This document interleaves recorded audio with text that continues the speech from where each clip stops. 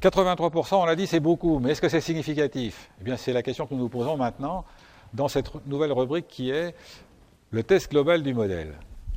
Alors, principe du test. Il s'agit d'un test global, c'est-à-dire que notre hypothèse H0, notre hypothèse nulle, c'est rien ne joue. Si rien ne joue, ça veut dire que tous les βJ valent 0.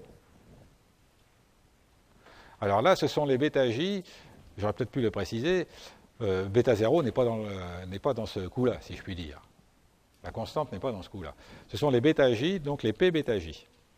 S'ils valent 0, ça veut dire que mes prédicteurs, ils ne servent à rien. D'accord? Voilà. Ça, c'est mon hypothèse. Alors, l'hypothèse alternative, c'est il y en a au moins un qui diffère de 0.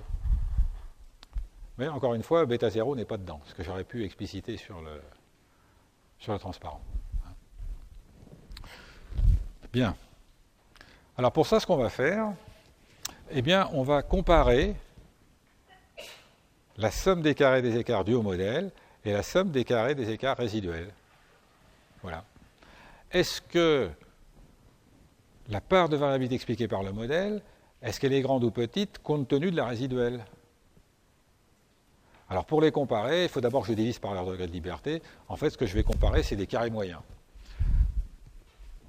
Alors ces carrés moyens, on les connaît. Hein. Le carré moyen résiduel, c'est tout simplement ce qu'on a déjà appelé le sigma chapeau carré. C'est tout simplement l'estimation de la résiduelle. Alors, si l'hypothèse H0 est vraie, c'est-à-dire si rien ne joue, à quoi on peut s'attendre comme carré moyen expliqué par le modèle? Premier réflexe, c'est de dire, attendez, si rien ne joue dans le modèle, je m'attends à 0. Non. Parce qu'il y a un résidu derrière qui fait que jamais vous n'avez 0. C'est impossible. Donc il y a toujours un petit peu. Et ce petit peu, ça vaut quoi? Eh bien, quand on fait le calcul, on s'aperçoit que si l'hypothèse H0 est vraie, le carré moyen dû au modèle, il est égal à sigma 2 lui aussi. Si vous voulez, ça, c'est des choses que nous enseigne la statistique. Vous voyez, dans ce qu'on apprend, il y a des choses qu'on aurait pu retrouver nous-mêmes, puis il y a des choses non. On ne la retrouve pas tout seul. Ça, on ne retrouve pas ça tout seul. D'abord, avoir l'intuition que la partie expliquée par le modèle, elle n'est jamais nulle, même si le modèle est complètement faux. Si rien ne joue, on aura quand même, du fait du résidu, de la variabilité expliquée par le modèle. Et elle est de quel ordre de grandeur? Eh bien, elle est de l'ordre de grandeur de sigma 2. Donc, vous voyez tout de suite ce qui va arriver. Nous voulions comparer CMR et CMM. C'est ce que nous allons faire. On va faire le rapport, comme on fait toujours pour des variances. Donc on va calculer le F observé comme rapport de ce qui est dû au modèle sur ce qui est dû au résidu. Alors ce n'est pas le R2, parce que les carrés moyens, ce sont les sommes des carrés au préalable divisées par les degrés de liberté. Il faut prendre en compte les degrés de liberté pour pouvoir les comparer. Les sommes des carrés, vous ne pouvez pas les comparer brutalement comme ça, parce que vous avez des sommes d'un petit nombre de termes, des sommes d'un grand nombre de termes. Donc vous faites ce rapport, là. Alors, sous l'hypothèse H0, on s'attend à peu près à quelque chose autour de 1. Alors, plus précisément, sous l'hypothèse H0, la loi de ce F-ops, là, F observé, eh bien c'est une loi de F. C'est d'ailleurs pour ça qu'on l'appelle F-ops. Et qui a comme degré de liberté, eh bien, il y a 2 degrés de liberté pour les F. La loi de F, c'est celle qu'on obtient toujours quand on compare 2 variances, vous vous souvenez, ça c'est le 3e cours. Lorsqu'on compare 2 variances, on met une au numérateur, une au dénominateur, et la loi de F a comme degré de liberté les degrés de liberté des variances. C'est-à-dire que vous retrouvez en haut P, degré de liberté, et vous retrouvez en bas N-P-1. Alors pour avoir ça, il faut la normalité, il faut le fait que les espérances soient nulles, et il faut la variance, la même partout, et les résidus non corrélés. Là, il faut tout pour avoir le F. Alors, à partir de ça, on va bâtir une règle de décision. Alors, la règle de décision est assez intuitive. Si on a des petites valeurs, c'est qu'H0 est vrai. C'est-à-dire, si on est autour de 1, ça veut dire que la partie expliquée par le modèle est du même ordre de grandeur que le résidu, donc il n'y a rien d'extraordinaire, on accepte H0, le modèle il ne doit pas jouer.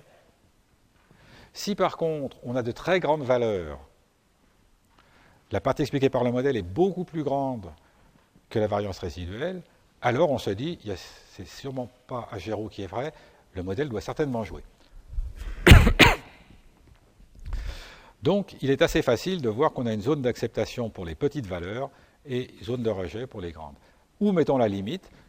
La démarche statistique que nous avons analysée depuis le début nous dit, fixons-nous un risque de première espèce, en l'occurrence 5%, et à partir de ce risque, on va définir le seuil. Donc le seuil, il ne s'invente pas, on ne va pas dire on va prendre 3, 4, 5. Non, on dit on se fixe 5%.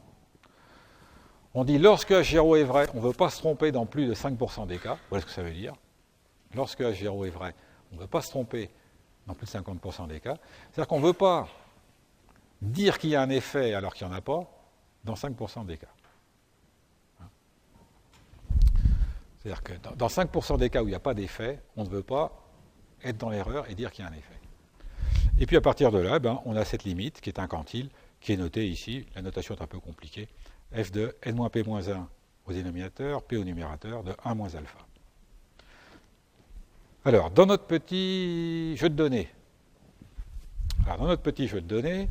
on avait 24, 24, vous vous souvenez, des degrés de liberté, les voilà. Les carrés moyens, je divise 20 par 2, ça me donne 10, 4 par 1, ça me donne 4. Le test, c'est 2.5, le FOPS. Et le seuil que me donne la table, lorsque j'ai 1 degré de liberté à la résiduelle et 2, ici, c'est 200. Alors le moins qu'on puisse dire, c'est que ce n'est pas significatif. Donc là, mes données sont insuffisantes. Ou alors, mon modèle vaut rien. Mes données sont insuffisantes pour mettre en valeur l'influence de x1 et de x2 sur y. Ou alors, c'est le modèle qui vaut rien, ça je ne sais pas. Alors, je peux aussi raisonner en termes de proba critique. Est-ce que j'en suis loin ou pas? Alors, c'est sûr que quand je vois 2,5 et 200, j'en suis très loin. Mais ça ne me parle pas beaucoup. Alors, la proba critique, qu'est-ce que c'est? C'est toujours la même définition. Je situe dans la loi Swagero le f observé.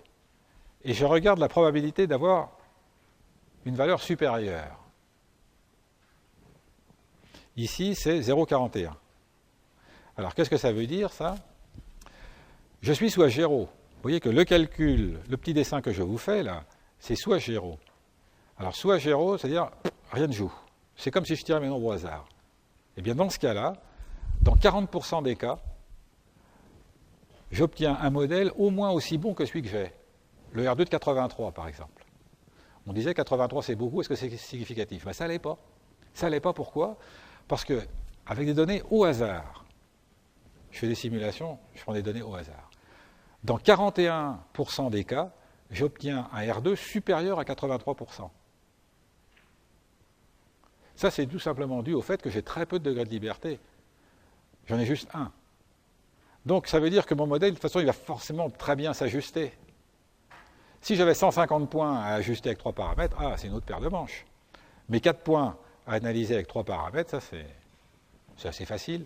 La preuve, eh bien, on obtient très facilement 83%. Voilà, dans 40% des cas. Donc la probabilité critique, c'est la probabilité d'obtenir, sous le seul effet du hasard, c'est la probabilité critique, c'est la probabilité d'obtenir, sous le seul effet du hasard, c'est-à-dire on est sous H0, sous le seul effet du hasard, un modèle au moins aussi bon que celui effectivement observé. Bon au sens du R2. Ou la probabilité d'obtenir un ajustement au moins aussi bon que celui effectivement observé. Donc ça, c'est très important, ça.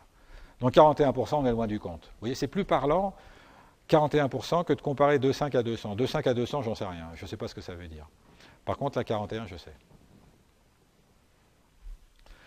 Donc le R2, on l'a dit, 83%.